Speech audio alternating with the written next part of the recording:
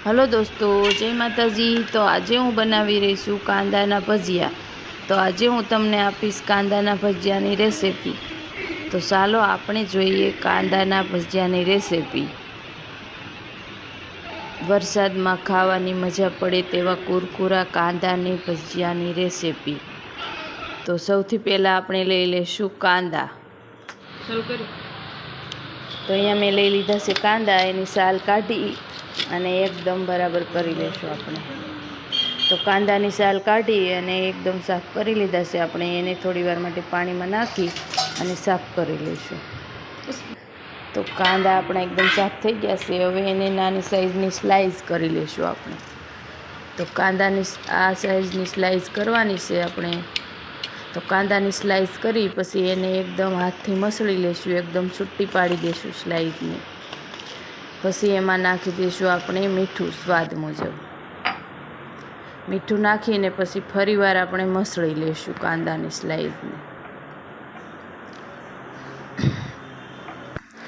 થોડીવાર મસળી અને થોડીક વાર આપણે સાઈડમાં કરી દઈશું ઢાંકીને। તો 20 મિનિટ સુધી સાઈડમાં કરી દીધા હતા મેં, અને એનો કાંદા અને મીઠું એક બરાબર મિક્સ થઈ ગયું છે।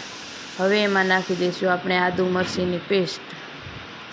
પછી નાખી દઈશું આપણે ધાણા જીરું,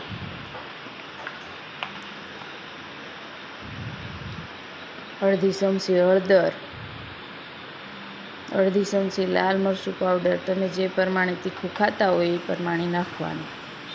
થોડો આપણે મરીનો ભૂક્કો નાખી દીધો છે।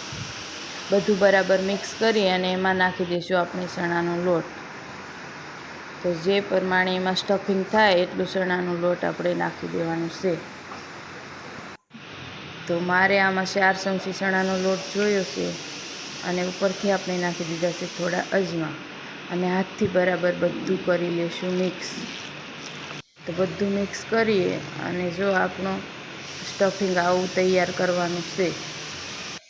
હવે એને આપણે જોઈ લઈએ તેલ ગરમ થઈ ગયું છે કે નહીં। તેલ આપણે પહેલાં ગરમ કરવા મૂકી દીધું હતું। તેલ ગરમ થઈ ગયું છે। હવે એમાં આપણે નાખી દઈએ આપણા કાંદાના ભજીયા। એકદમ છૂટા છૂટા નાખશું, અને જો આ બરાબર ઉપર આવી જાય ત્યારે આપણે જારો અડાડશું, હલાવશું નહીં ત્યાં સુધી તેને।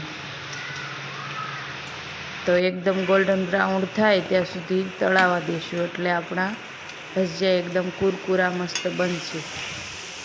તો તમે જોઈ શકો છો એકદમ ગોલ્ડન બ્રાઉન થઈ ગયા છે।